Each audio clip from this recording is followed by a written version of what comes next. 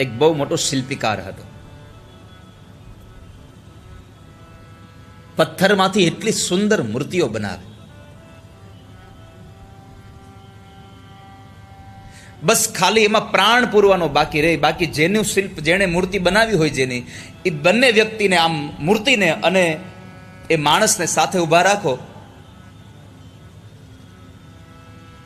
એટલે એમાંથી કોઈ ઓળખી ન જાય કે આમાં પથ્થરની મૂર્તિ કઈ છે અને આમાંથી સાચો માણસ કયો છે. આવી મૂર્તિ બનાવે.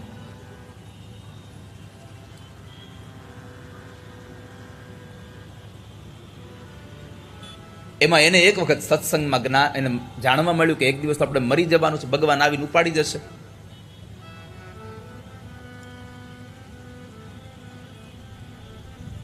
અને એ માણસે એ મૃત્યુથી બચવા માટે પોતાના જેવી 15 જેટલી મૂર્તિઓ બનાવી દીધી.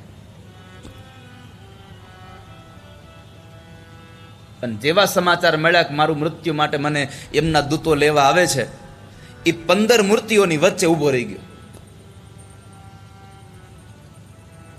યમના દૂતો આવીને ચક્રાવે ચડ્યા કે આમણાથી આપણે લઈ કોને જવાનો છે? બધા એક સરખા, આપણે તો એકને જ લઈ જવાનો છે. મળે જ નહીં, મળે જ નહીં.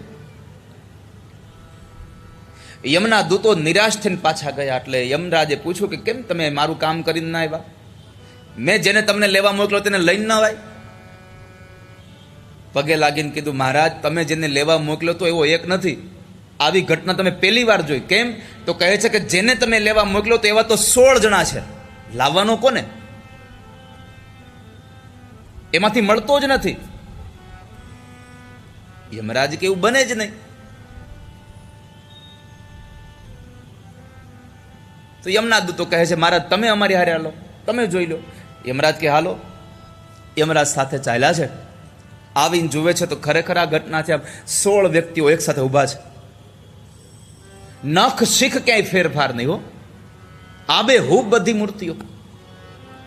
યમરાજ વિચારમાં પડી ગયા કે આમાંથી લઈ જવાનો કોને આપણે?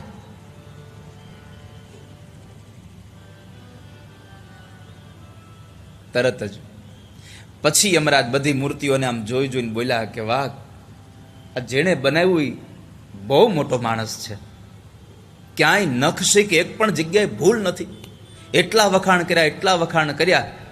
પછી કીધું ઓહો હો, તોય અહીંયા એક ભૂલ રહી ગઈ છે. આ મૂર્તિમાં એક ભૂલ રહી ગઈ છે. આવું એને યમરાજ એમના દૂતોની હારે વાત કરતા હતા. આ ભૂલ રહી ગઈ છે એ ઓલાથી સહન ન થયું.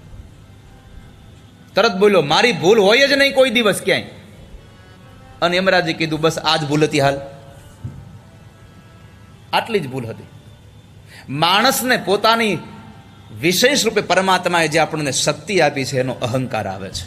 અને એ જ અહંકાર આપણા પતનનું મૂળ કારણ બની જાય છે. માટે ઈશ્વરને પ્રાર્થના કરી, ભગવાન તમારી આપેલી વિશેષ એ શક્તિનો અમને ક્યારેય અહંકાર ના આવે.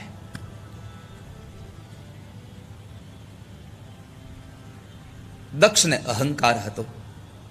ભગવાન મહાદેવનું અપમાન કરે,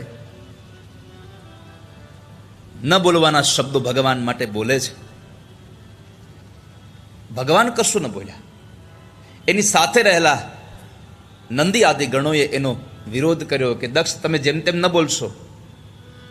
છતાં પણ પોતાના એ પદના મદમાં એટલો બધો અહંકારી બનીને બોલવા લાગ્યો.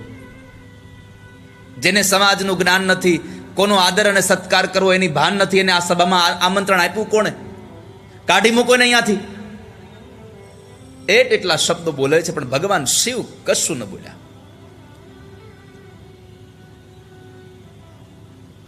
શાંત રહ્યા.